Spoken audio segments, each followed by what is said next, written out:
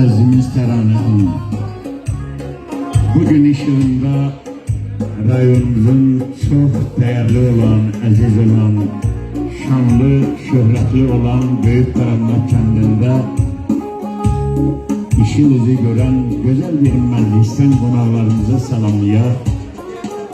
Kənd o kənd ki, Azərbaycanımıza igid ərən oğullar ərmağan eləyib, böyük yazarlar ərmağan eləyib, bugünkü quruduluğu, abadlığı, inkişafı könüller oxşayan bir kənd olarak bugün bize müşkür deməklə bu sazın ifasıyla istedik ki değerli qonaqların könüllerine bir sığal çeker.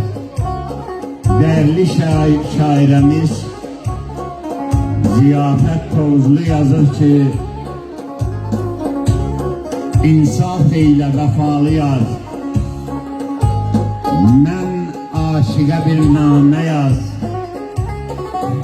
hatırlayıb arada bir hatırlaynam, görüş üçün bəhanə yaz, görüş üçün bəhanə yaz.